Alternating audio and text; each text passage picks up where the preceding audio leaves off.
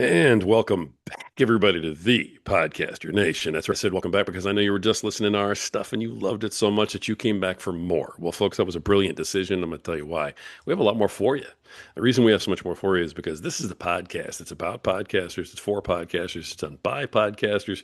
And our guests today, amongst many, many, many other talents and things like that, are also, wait for it, podcasters. That's right. See, you guys are brilliant. I told you. This is wonderful.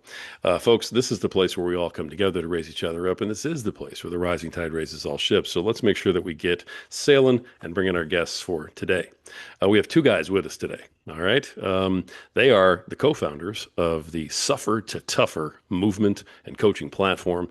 They are co-authors of the Amazon best-selling book, Suffer to Tougher, From Rock Bottom to Real Strength. They are the co-hosts of the soon-to-be incredibly hit podcast, Rebuild and Fulfill. Their mission is to help people stop suffering in silence and start transforming pain into strength, clarity, and purpose. Please welcome these two awesome fellows to our show, Kelsey Dunbar and Mark Rogala. Kelsey and Mark, how are you guys doing? Fantastic. Glad to be here. Awesome. All Doing, right. doing wonderful. Thanks for having us, Rory. Appreciate it. Absolutely. It's my pleasure to have you guys on today. All right. I tell you what, these projects are awesome. I know we're going to hear about each one. Before we launch into this, why don't you guys each just give us a quick, little like, who are you? Where do you come from? How'd you end up in this, podcasting space that we're all in? One of you guys start, and then we'll go to the other one.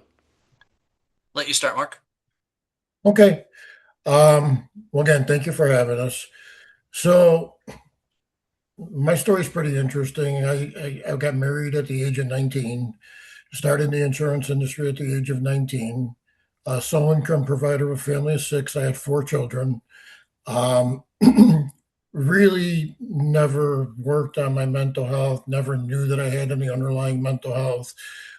Did have some trauma when I was a child, always was an extremely anxious individual. Um, Stayed away from alcohol for a period of time because of alcoholism that ran in my family. But as my role grew in the insurance industry, excuse me, I started getting into management and executive leadership. Stresses of life started kicking in, and unfortunately, started to drink a little bit. Diet wasn't very good. Put on a lot of weight. Didn't have any work-life balance. Had a neck and back issue. Had two conflicting test results. The surgeon didn't want to operate. Referred me to a pain doctor. He introduced me to prescription pain pills, and basically, I became an opiate addict. To the point that at the end, I was a full-blown fentanyl addict. That led me down a pretty destructive path in a very short amount of time. Lost my marriage after 25 years. Lost that great job in the insurance industry. Multiple visits to treatment, car accident where my head went through the windshield and I woke up on a ventilator. And eventually got sober. And I got sober really because a gentleman spoke at a hospital and shared his story, and it provided great hope and inspiration to me. And I knew that I wanted to do what that gentleman did. Once I had a stretch of sobriety, working on myself, working on my mental health. And once I got about a year sober, I started speaking at like detox units and psychiatric units and started doing some volunteer work for a local organization called NAMI, which is the National Alliance on Mental Illness. And it just grew to the point where a lot of people were reaching out to me on social media because I was pretty open, honest, and transparent with my with what I went through on Facebook and other social media platforms, and just got to the point where I actually literally got out of the insurance industry. I actually work at a behavioral health facility. I still speak at the hospitals at night, and eventually crossed paths with Kelsey again. We knew each other in high school, but really didn't know each other in high school. I was referred to him by a gentleman that I helped on the alcohol and substance side. And we started having some conversations, and we'll get into his story in a little bit. We decided to write this book, and it's been kind of a whirlwind since, to be perfectly honest with you. Wow. Okay. I mean, boom, brother. A You little bit know, to unpack there, right? to say that you just unpacked a lot in a very I short know, period of time is I an know. understatement. You threw the suitcase out the window, man. I mean, Kelsey says I speak too much, Rory. He said I take too long explaining it. So he said keep it short. I said, okay, fine. Oh, I'm just wow. That was capsulizing for sure. That was. And, we're going to come back to a lot of that, I'm sure, as we kind of explore what you're doing and why and so on and so yeah, forth. But brother, I have to tell you, I appreciate you sharing your story, and what you're doing right now. It's going to help somebody out there. So appreciate it. Thank you. definitely can tell you have the heart for that. So, kudos to you, man. Kelsey, man, I don't know if you can follow that act, but, I but I can try. I shouldn't have said that he could go first, right? I That mean, was really. You know what? It's the pace setter. I wanted him to get everyone's attention out of the gate, and I knew he could do it. So yeah, so my story, much like Mark's, in the fact that there was alcoholism in my family, and that led to a pretty tough childhood. I can tell you there were a lot of nights that my sisters and I were asleep on booths at a bar. And that's where we would, because the bar that my parents used to go to, they would take us with them at night because it was split into a restaurant side and a bar side. And we'd be doing our homework on one side and then fall asleep in the booths in the restaurant while they were partying on the other side in the bar. And that was a pretty common occurrence. But after they decided that that was even cramping their lifestyle, I ended up in military school so that they had a place to put me. And the only thing worse than being put in a military school when you're 7 years old is being taken out of one when you're 11 years old and put back into public school. And the problem, especially, is not only at that point are you the new kid that no one remembered from when you were seven, but I also developed a weight problem because even though I stayed as far away from alcohol my whole life as I possibly could because of what it did to my family, I didn't realize that the whole addiction um, process, for that kind of genetic component that family members have, addiction tendencies, and mine just turned to food. That was the other problem my family had is they were all overeaters. Friday night, the pizza place didn't even wait for us to call; they'd just show up. That's how regularly we ordered from there. And needless to say, I developed a weight problem. So, like I said, the only thing worse than being the new kid is being the new fat kid. Coming into a public school and the ridicule that I got. And by high school, I tell people that, almost every day in high school, I had a ritual. Most kids would, wake up, they'd go to the bathroom, get dressed or brush their teeth or whatever. I'd go to the bathroom, I'd come out of the bathroom, and I'd stare in the bathroom mirror and say, is today the day I take my life? Because I felt like that's something that I was destined to do. And somehow, by the grace of God, I got through high school somehow, some way, and always with that temptation. And then shortly after high school, I got into a car accident where if I thought that I had reached a low before, I reached an all-time low, and that was in getting in a car accident without car insurance. Didn't realize, but my license was already suspended because I didn't have insurance. So now I'm driving on a suspended license. I had several lawsuits coming after me from the accident because I had six kids in my car besides myself. I was just over 18. Most of the kids that were in the car were just under 18, so the parents were all suing me. And so I'm declaring bankruptcy before I think I'd even ever got a chance to establish my credit.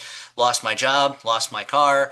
The girl I was just starting to see was part of that clique of friends. They all blamed me for the accident, and I found out what a low point really was. And at that point in time, I said, "Well, you know what? It can't get any worse. It literally couldn't." So I said, "You know what? I'm going to make a deal. I'm just making a deal with God.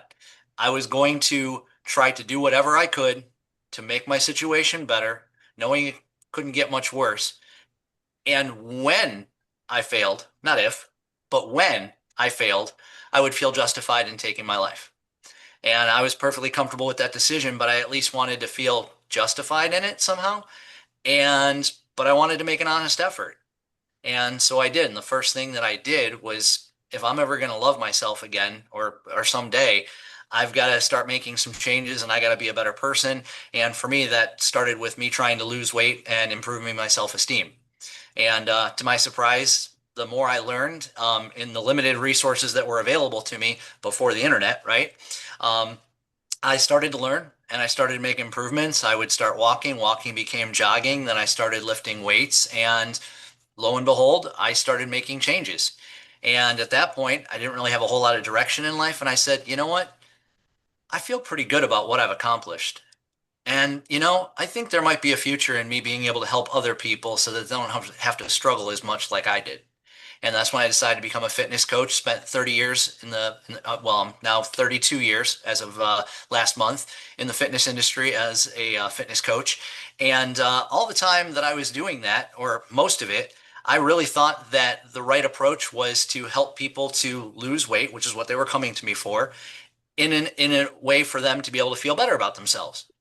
Well, in conversations with Mark and things that we did in writing this book, I came to realize that all those years I was doing it a little bit backwards. And honestly, if we help people improve their mental health, then them making changes for their mental health is actually going to benefit their bodies, and they're going to be in better shape physically by taking care of their mental fitness, not just their physical fitness. And that's part of the reason why we decided to write the book together, because we are coaches with two different types of clientele. And we found that the same things that we were both doing to help our individual clients were exactly the same. I mean, it's mindset reset, it's affirmations, it's eating for brain chemistry. I mean, all the things. And we're like, wow, if two different coaches from two completely different walks of life can write a book together saying the same things work for anybody that's struggling with any kind of mental health issues, people might want to pick up this book and go, who they coach and what they coach might have not have anything to do with me, but it sounds like it's going to work for anybody. And so we decided to write the book, and we had no idea it was going to take off like it did. It's led to presentations, it led to a future book, it led to us now doing our podcast, which we're totally excited about. And we've been doing that for a few months now, but I think we got a pretty good hang of it. And guests are coming on, they're enjoying the process and what it's doing for them. And we're super excited. I got to meet you, and I know that's only going to help us grow as well. And so that's where we're at. Wow. Mark, anything you want to add to that? Yeah, I mean, at the point that I was introduced to Kelsey, I mean, just to kind of give you an idea of what's going on out there, like I was doing insurance during the day.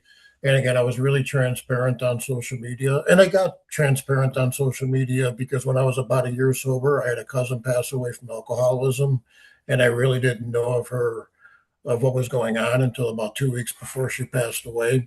Hmm. And I met her like 13 days before she passed away at the hospital, spent like 3 hours with her. And, she shared what was going on. And she had no idea what I went through. And I was already almost a year sober. And, we're in the same family, but because of shame and guilt, our dads really didn't share what was going on, with their children. And I just kind of said at that particular point, I just can't keep this a secret anymore. I mean, who am I to possibly take away somebody's hope and inspiration by not getting my story out there? Because again, a gentleman that shared his story with me changed my life in 45 minutes. The last time I was in the hospital coming off of a major overdose. I mean, literally that overdose, after hearing his story, was the last time that I drank or ever used mind altering substances, was the day I overdosed. He changed my life completely right then and there. So when I started being open, honest, and transparent on Facebook, it was like a Pandora's box was open. I mean, people were reaching out from the insurance industry that I worked with years ago, people I went to high school with. I mean, it was unbelievable. I mean, and I was talking to Kelsey. I'm like, I'm doing insurance during the day. I'm getting 8 to 10 phone calls a day from people asking for help on mental health, alcohol, substances, whatever it might be. And that's when we kind of were sharing our ideas. And he has a history of writing books, fitness books. And he's like, well, I got some connections. We should write a book and provide this as a resource guide, not only for the people reaching you, but just the general public. It could be very beneficial for people to have something like that. And that's pretty much how it came to fruition. I mean, it's been kind of overwhelming. It's kind of shocking, like what's going on out there right now. And it seems to be since we wrote the book just a year ago, or I guess, yeah, about a year ago it came out. It just seems like things are kind of snowballing even more with all the financial stress that's going on right now in this country too. Right. Wow. Wow. Guys, great stories. The just from hearing this a little bit about you, and I've gotten to know Kelsey a little bit, and Mark, I've heard some of your story, even though we just met today. Yeah. I had a little bit of an idea of kind of what the suffer part of your um, organization, means. But when you first hear suffer to tougher, it just kind of sounds like a kick-ass name. I'm just kidding. It's like, hey, that's awesome. That's cool. But when you think about it and you look at the words and you look at the stories and everything else, suffer to tougher. There's a ton of meaning baked into those three words when you break them down and what they mean. How did you guys come up with this? What is it about the suffering that you use to sort of, help folks get tougher about it? How does it work? Where'd this all come from? And either one of you can start and feel free to chime in, both of you. Yeah, I'll let Mark start with the name because he came up with the name, and then maybe I can expound on, what it means to us as an organization. So go for it, Mark. I mean, honestly, to be 100% transparent, there were so many people reaching out on social media that I wanted some separation. So I wanted to start a recovery page. And I was just literally writing like rhymes one day. Like, I know a guy that wrote a book that was very catchy in a suburb not too far from where I live. And he was an opiate addict in recovery. So, I mean, the initial thought process was discovery and recovery. I'm like, that kind of sounds too cheesy. And then I just started playing around with some words someday. And there's a quote from the Dalai Lama that came to my attention really at the end of when I was dealing with my addictions. And it's a pretty profound quote. And the quote goes, pain is inevitable, but suffering is optional. And, I started reading that and started doing some research about that. And it's just really, it's like how you process the pain. And, a lot of people, because they don't understand the pain, because the average person, from the first time they have symptoms of an underlying mental health to the time that they actually consult somebody and try to get help, is about 11 or 12 years. Man. And then what do you think happens during the 11 to 12 years? They're going through some pain in life. They got some issues going on the inside. Suffering is happening by overeating, by drinking, substances, shopping, gambling, what have you. So the thought process was, okay, well, I certainly suffered, but through the process and learning all this stuff and learning about the brain chemistry and so forth, and applying that to my daily life, I've certainly became a lot stronger, a lot tougher along the way. And I thought it sounded cool. I mean, honestly, I thought it was a catchy name.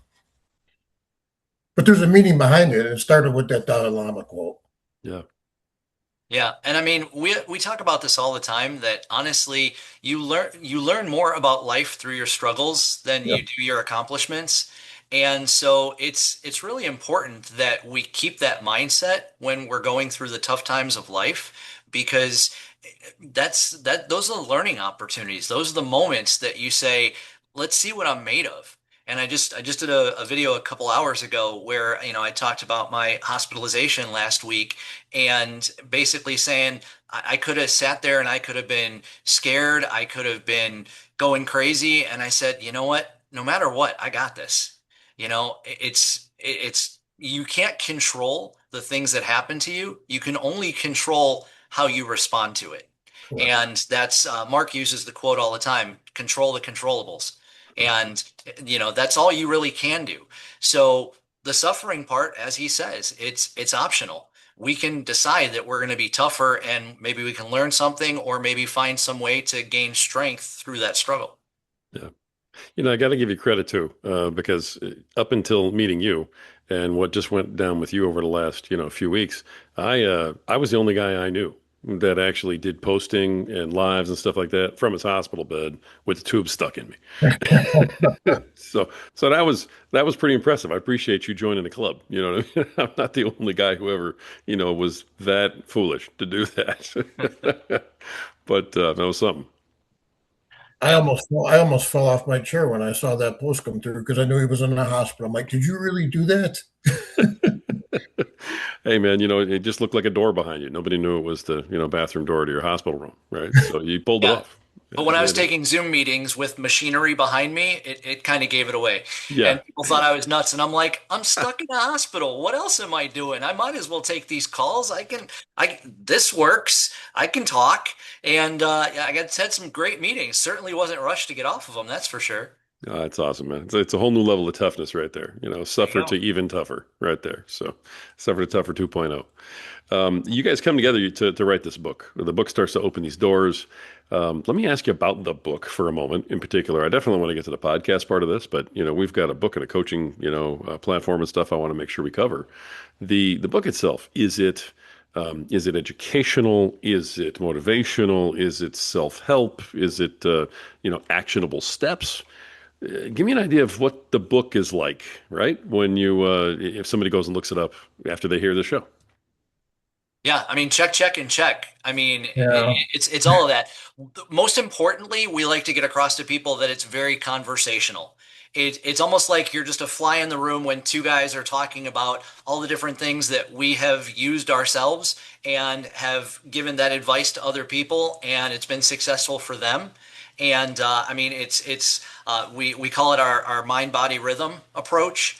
And so it's your mind, your mindset, body, as in what you're feeding yourself and what you're doing for movement or exercise, and then the rhythm is like the daily rituals, the habits, the things that you're building, so that way you no longer have to struggle. All you have to do is rely on that foundation that you built, which is laid out very clearly in the book. So we do offer coaching and courses and things like that after the book. But honestly, if someone just picked up the book, they would have a great first, second, third, fourth, fifth step to be able to do some things that are really going to make a difference just from the book alone. Nice. Mark, go Yeah. ahead.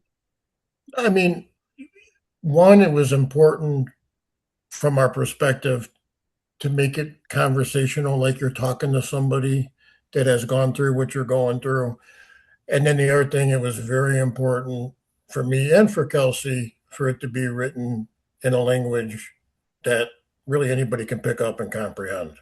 From a guy that worked with therapists and psychiatrists and things like that. I you hear all these medical terms, different coping mechanisms and things like that. And then I leave the therapist appointment. I got to do searches online to find out what the hell the meaning is of that term. And then it's like, okay. And then I just process it in my brain. It just means this reframing of the mind, or mindset reset is what we talk about, or focus on the glass half full, So it conversational. It's a very easy read. We've had people, one person in particular is like, I haven't read a book in about 7 years, but I'm going to start reading your book tonight. Like 3 hours later, I get a text. I finished it all in one sitting. I couldn't put it down That's awesome. because it relates to a lot of people out there. I mean, it really does. And Yeah. there's coping skills in there. It addresses if somebody has a setback in life, how to process things. It's got some good grounding tools. And the reason why I would say it's self-help is we've had people that don't necessarily struggle with mental health and or some form of addiction, but have something else going on like diabetes, and they use the same principles to tackle their diabetes. And we've seen people lose, close to 100 pounds, their A1C come down, and in some instances, come off of all diabetes medications because it really is diet focused. Eat your food like medicine, not for pleasure. And it really gets into like the brain chemistry, how you feed your body. So you feed the serotonin, dopamine, oxytocin, and endorphins to drive that chemistry, drive your mood, and reduce anxiety. Boom. Okay. Love that. I mean, this guy knows how to finish a sentence right here. Yeah, It's for a sure. boom. You know what I mean?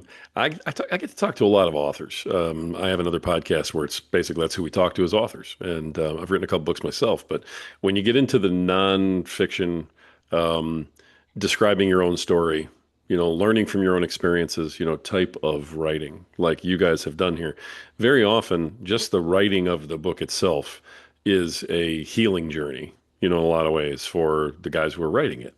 I'm curious if you guys, and I'll start with Mark on this one.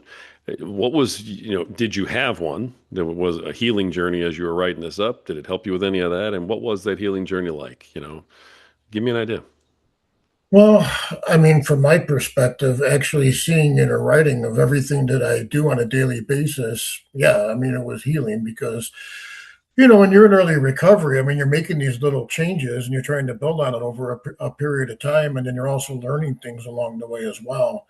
But you got such tunnel vision, dealing with the major addiction and dealing with the mental health crisis that, you're just so focused that sometimes you don't think big picture. I mean, sometimes you're just thinking 2, 3 hours at a time. It's never more than one day at a time.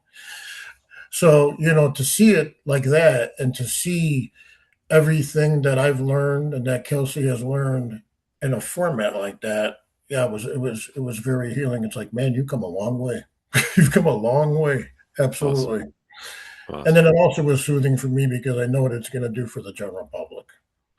I mean, yeah, we've Nice. won some awards. The awards are great, but at the end of the day, if it helps one person from going down a destructive path or, maybe saves a life along the way, to me, that's worth everything more than an award. Right on. Kelsey, how about you, man? For me, it was the shift. I mean, it literally forced me to rebrand everything that I was doing. I had a fitness business where I was doing in-home personal training, in studio personal training, online personal training, and I was already kind of at a crossroads from calling myself a personal trainer versus a coach, which to me, the difference is a personal trainer will count your reps, count your steps, tell you what exercises to do, and then they'll be like, see you next time. A coach is like, hey, I'm going to get in the trenches with you. We're going to make sure that you know exactly what you're doing, even on what we call the other 165, that 168 hours in a week. Say if you work out with your personal trainer 1 hour, 3 times a week, they're left to their own devices for the other 165. So no matter if they get an A plus plus for those 3 hours a week, but they go home and eat like crap, they don't move, they're a couch potato, and their stress is crazy. They don't get sleep. They have terrible relationships. No matter what you're doing with them in that 3 hours, it's not going to work. It's not really helping them. So already I had gone through kind of like one mindset shift to go from trainer to coach. Now here I am because of this book and writing it with Mark, where I have this epiphany of like, wait a minute. If I help people get healthy in their mind, they will get healthy in their bodies. And that's where I need to be starting from now on. So, literally, just making that decision for us to come up with a brand and a business around the concepts of the book and how now I'm all about mental health, knowing that it's going to take care of the physical side. And I've somewhat abandoned what I was doing before because I feel that this work is so much more important. And that was a realization that wouldn't have happened without the book. Nice. Mark, anything you want to add before I go to the next one? Yeah, I mean, I think my story actually might have convinced Kelsey a little bit of that because everything that I was doing was to beat the addictions and get my mental health straight. But by doing that, I got more active. But because I was putting the right foods in my body for the very first time in my life, my adult life at least, my body started to morph because I was putting the activity in at the gym. Well, it started with walking and then eventually led to the gym.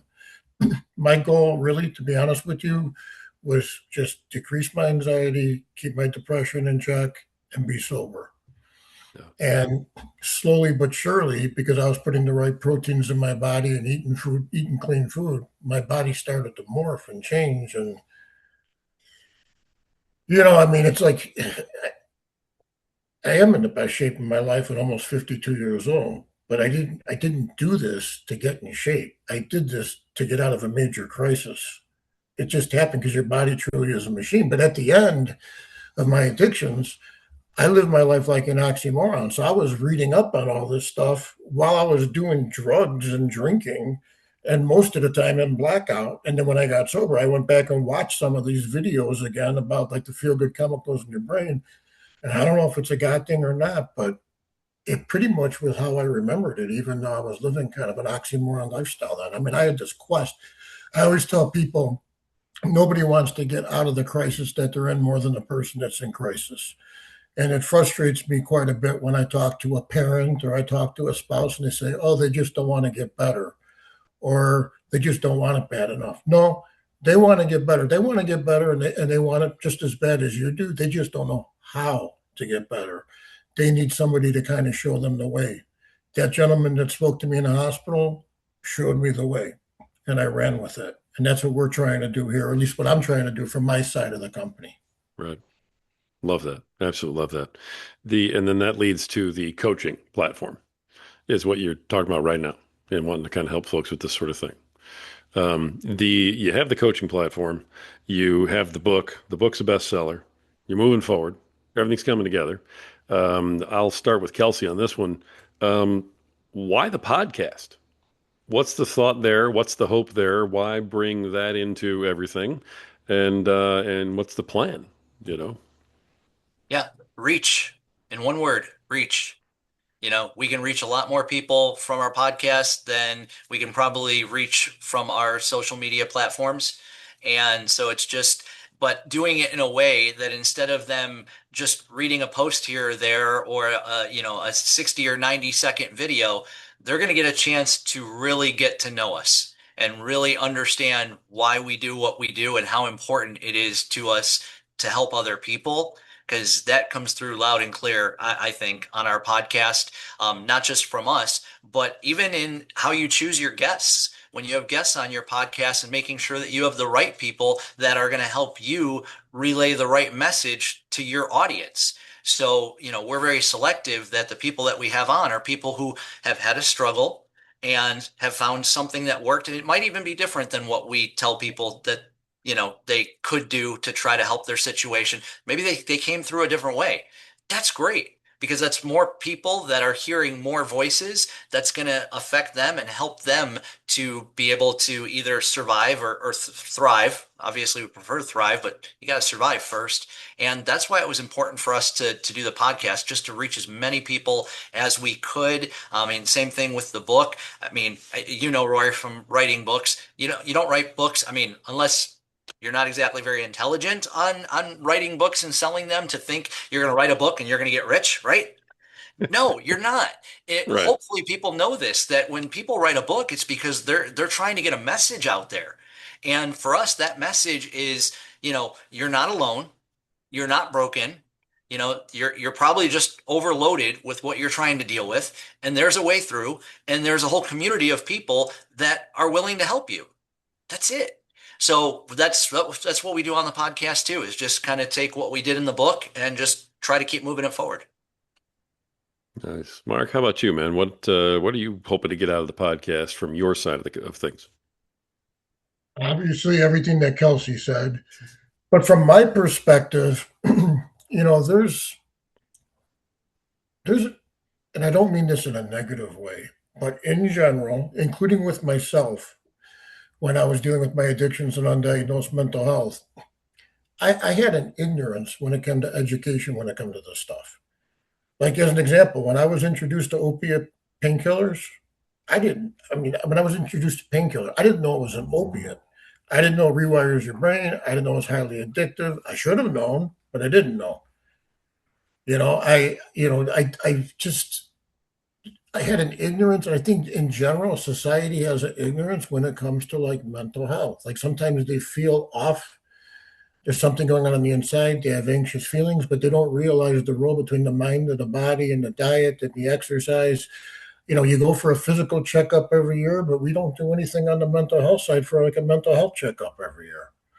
And I think that if we can provide awareness, provide education, it can certainly prevent people from going down the path that I went down and the stuff that I see on a daily basis.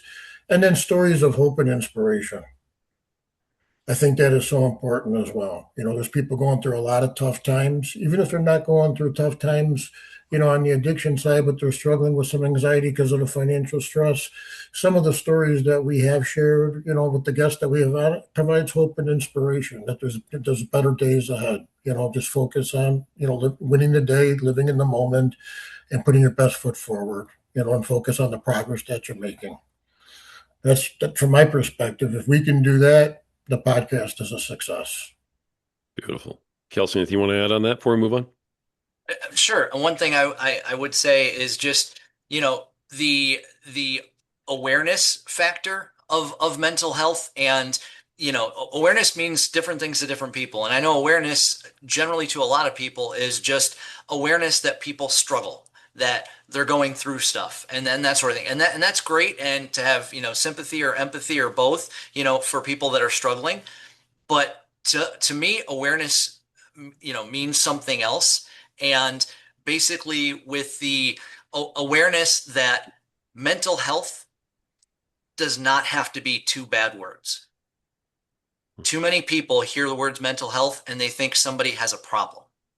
Your mental health is a constantly changing thing. You could say, I mean, mental health is like it's your state of mind at any given point in time. It can be good, it could be bad, it could be somewhere in between, but it should be something that we're always striving to get better. But that doesn't mean that because it's not great, that that's a problem. You don't need a diagnosis. You don't need to have something wrong with you to say you're having bad mental health. That's why companies now are offering mental health days. Schools are offering mental health days. That doesn't mean that you need to get a letter from a psychiatrist saying this is why they're taking a mental health day. It's just like, you know what? I'm just going through a rough time at the moment. We all do, and that's okay. And then we just give people tools to try to have better days. But I just think that we have to start by ending the stigma that mental health is bad word one and bad word two. Nice. Okay, gotcha. All right. As we're moving through this, I always ask a corny question. It's probably a good time to bring this up because we're talking about the podcast now a little bit. So, and I think we need a little comic relief on this bad boy. So, well, the corny question I ask everybody is when it comes to doing the podcast, okay, what is it about doing the podcast that you love the most?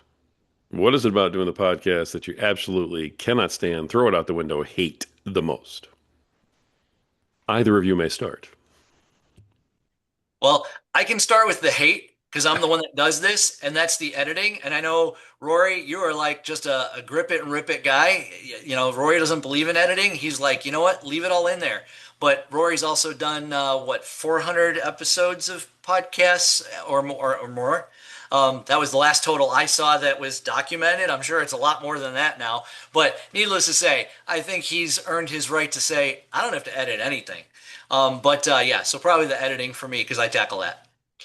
All right, that's a good hate. If you're if you're doing a Family Feud style number one answer on the board type thing, I'd say editing is probably number one answer most of the time. So I totally Right. get that. All Yep. right. And then for the thing that I like the most is just coming up with what we're going to talk about. And the way that we do that is just trying to find different things that we hear people talk about that people are struggling with and just literally tackling one thing at a time. I mean, there's just so many different things out there that people struggle with that, if, our audience listens and it doesn't really resonate with a lot of people, but it resonates with a few people. Again, like Mark said, if you're touching even one life each time and helping someone to realize, oh, wait, like they're talking about me. Like I didn't think anybody really dealt with this. Like this is great. And we've had moments like that where we have people that have sent us emails and saying, man, this is something that I've been going on with in my life and I've never told anybody, but I want to tell you because after hearing you guys be vulnerable on your show, I feel like I can actually put my stuff out there and maybe there is a healing process for me. And so just the way that we get the stories and it affects people is awesome. So, all right, Mark, you're love and hate. Yeah, well, the dog didn't like that question. Sorry about that. It's all right. You got to take care of the dog. You got to take care of the dog, brother. the, They don't wait. the, the hate is an easy one. When it's just Kelsey me on a podcast, he wants to record at 6 o'clock in the morning on a Sunday morning.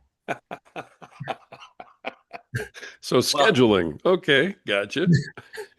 But that's although the issues that he has with dogs and other people in the household, that doesn't happen at 6 o'clock in the morning on a Sunday, so we avoid that. All So right, there's a now, reason now, for it. Kelsey, you don't get to tell him that his.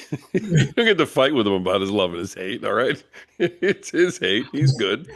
All right. What about the love part, Mark? What do you love the most about doing that podcast?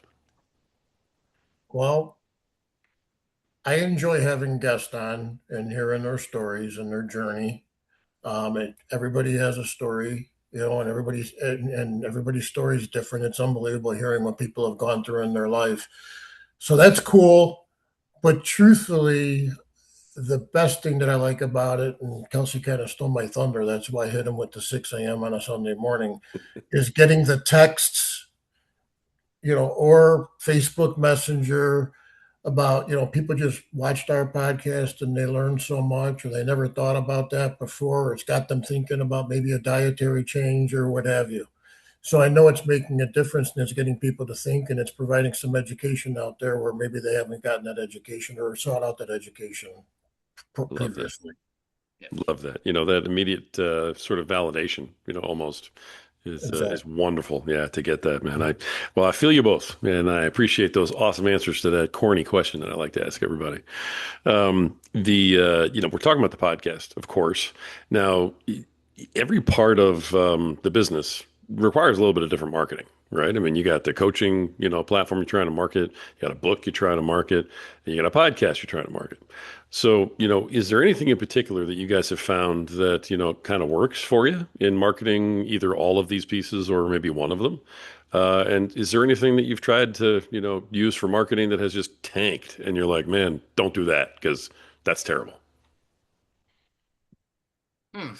As far as something that's tanked, I don't believe in paying for ads right now. I mean, I think that we need to go through a very good period of growth to justify that because more people that I talk to than ones who've said, wow, this is great, struggle for a long time. And it's almost like you really have to invest for a while consistently and at a pretty high level. So it's almost like you have to have a separate budget, just to be able to throw some ads out there, different from any other kind of marketing that you do. So I've kind of stayed away from that for now.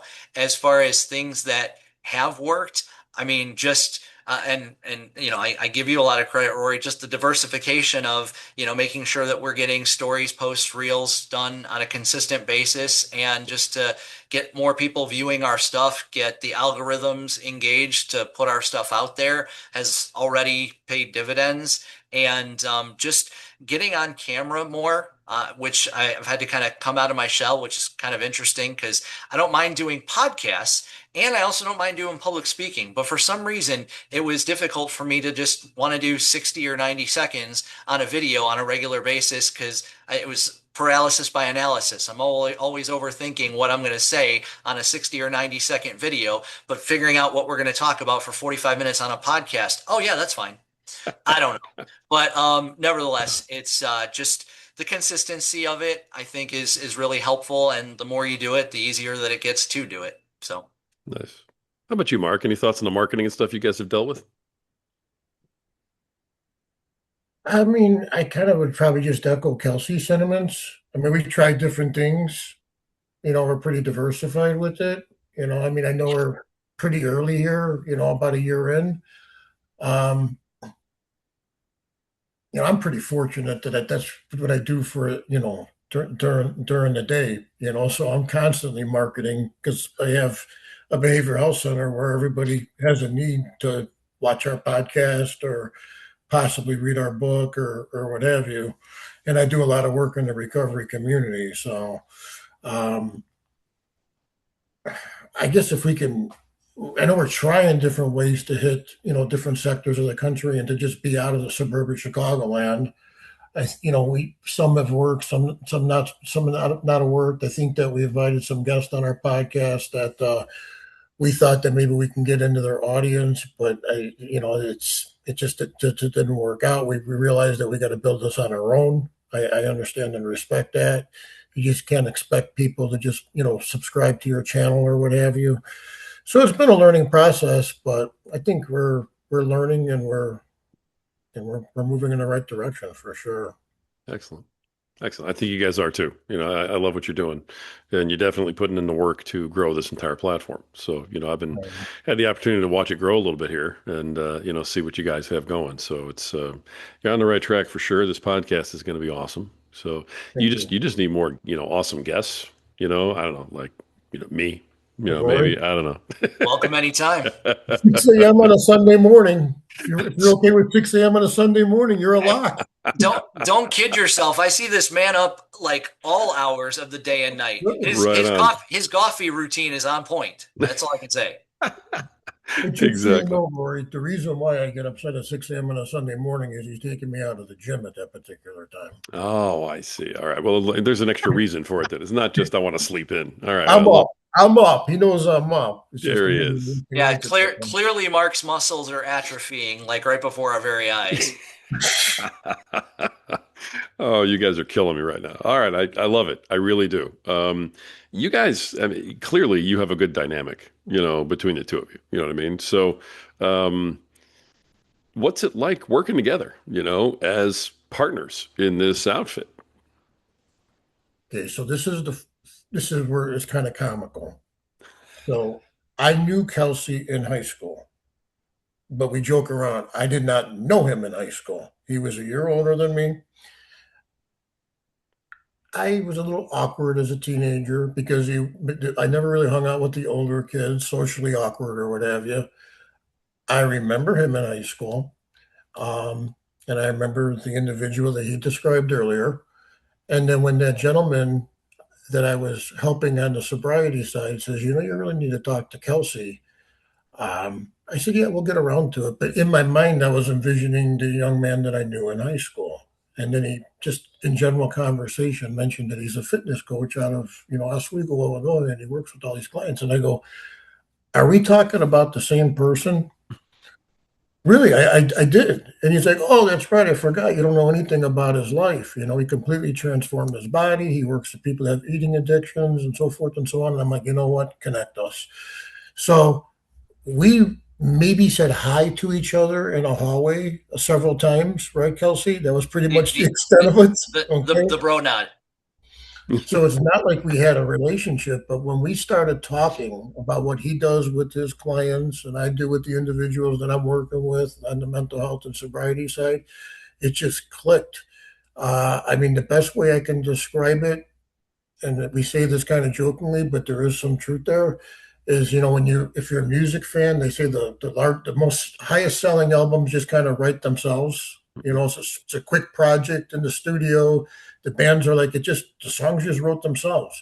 The book just wrote itself. I mean, there was not a lot of back and forth. I mean, a couple little changes here and there, but pretty much verbatim what he does is what I do. I mean, it was like a match made in heaven. Now, sometimes you can have personalities clash. We really get along really well. I mean, it's amazing because we didn't have a relationship before. We're very supportive of each other. When he was going through his issues in the hospital, I'm supportive of him. Lord knows I got some issues going on, inside my family. My dad's sick and so forth, dealing with some stuff. He's supportive of me. We certainly want to make an impact on society. We certainly want to help others. We want to share our knowledge with them, and I couldn't have asked for a better partner. And I mean that sincerely. Wow, I Yeah. don't know how you top that, Kelsey, but good luck. No problem. Well, I'm going to kind of take it a little bit to the funnier side, and I mean, because what else am I going to do, right? And I just tell people we're kind of like a good football booth. I would say that I'm more the play-by-play guy. Mark's more the color analyst, and it just works. I mean, we gel. I mean, I'm the guy that's trying to be more the smooth talker, and Mark, all he has to do is walk into a room, and he has this presence about him that people look at him and go, like, this dude has lived a life. And like he just gets their super fast respect and admiration for everything that he's done and everything that he's learned.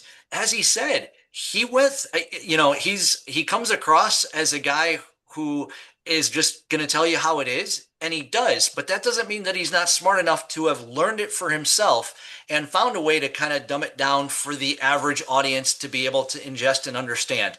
Most of what I know about brain chemistry when it comes to food, I learned from him. And I mean, I've got three different nutrition certifications, but much like Mark talks all the time about some of the people that he's worked with out in the medical community and therapists, psychologists that don't talk about brain chemistry because they weren't really that highly educated on it because they didn't think it was that important. And so he kind of found a niche for himself where he's like, this is the stuff that really does work, but it's not the stuff that people are being educated on. I have two or three different. I'd have to check on my walls here. I have two or three nutrition certifications and a dietitian. And even in the courses that I took, they didn't really discuss brain chemistry very much. But gosh darn it, it works.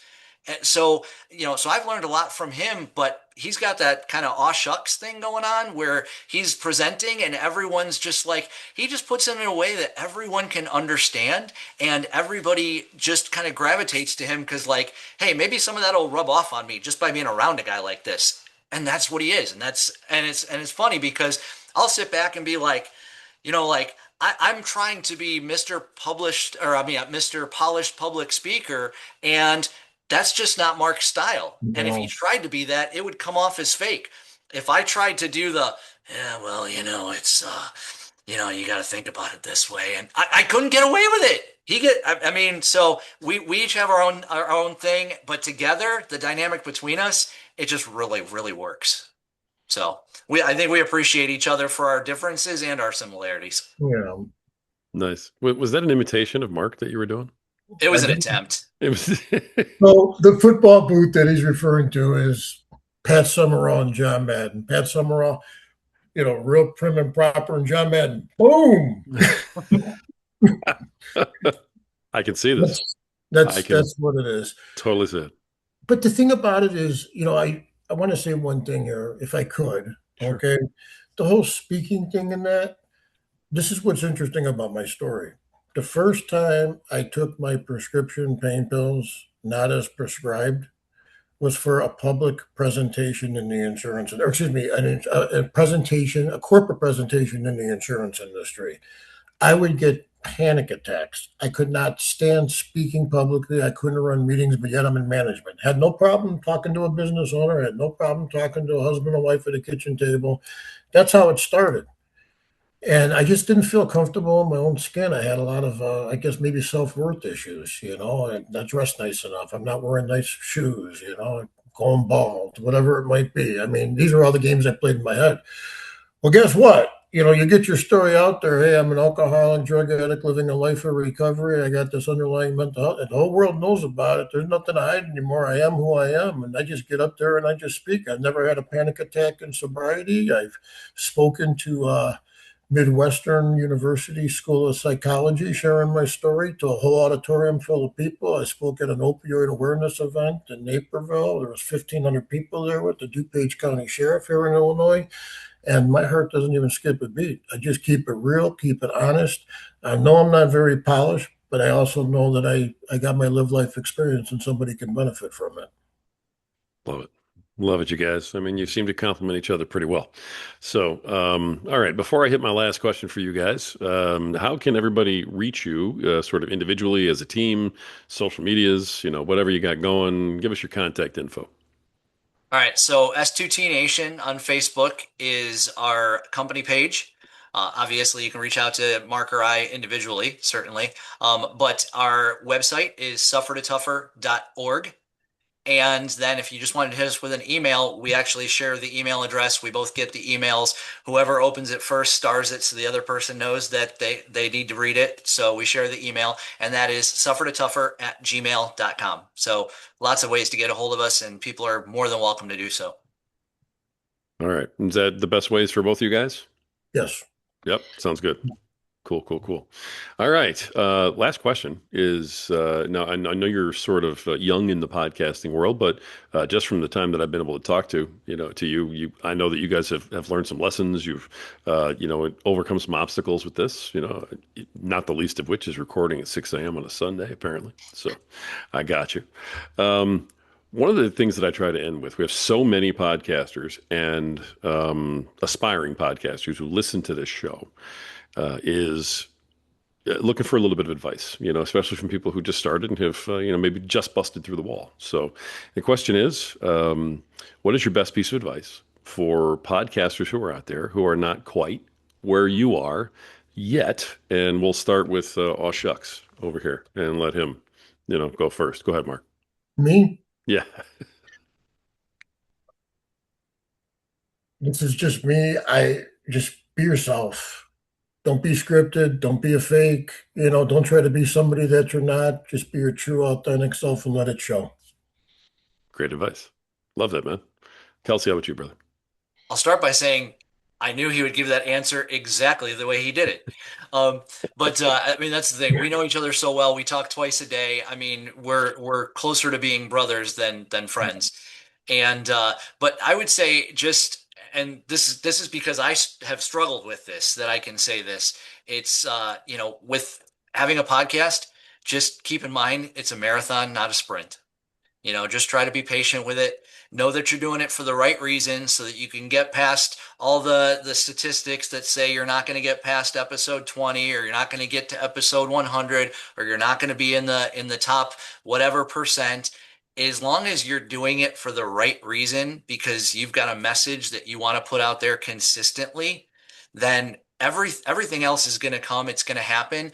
But again, like writing a book for trying to be rich, you can't do a podcast just because you want to be popular, because you want to figure out how to make a lot of money off of it. It's got to start with some kind of internal reason for why you want to get your voice out there and be heard and make a difference. And if you do that, everything else will take care of itself.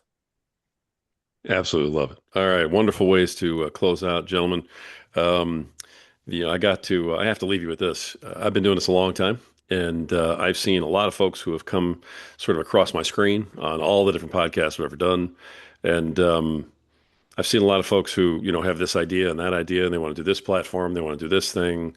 After the over 1,500 episodes that I've been a part of, not 400, just letting you know. ChatGPT's got to get updated. I have a pretty good idea of what works and what doesn't. And with a topic like this, with a name like this, and with guys like you guys, this is the type of thing that works. So I wish you all the best, and I think you're definitely on the right track. And I just want to make sure I said that to you guys. I love what you're doing. I really, really do. Thank you so much. And Yeah, thank again, you. thank you for having us on. Appreciate it. 100%, man. Absolutely. Means a lot. Thank you so much. Thank you. All right, folks, co-founders, co-authors, co-hosts, Suffer to Tougher, and the Rebuild and Fulfill podcast, the movement, the book, the podcast itself, Kelsey Dunbar, Mark Rogala. Kelsey, Mark, thanks for coming on today, guys. It's been fantastic, and hope you had a good time. Thank Absolutely. you. All Thank right. you. Folks, it's been another fantastic episode of the Podcaster Nation. And the reason we bring these magnificent podcasters on here to bring all these fantastic messages to you is because this is the podcast. It's about podcasters, it's for podcasters, and it's done by podcasters. I said it before and I'll say it again. This is the place where the rising tide truly raises sailing.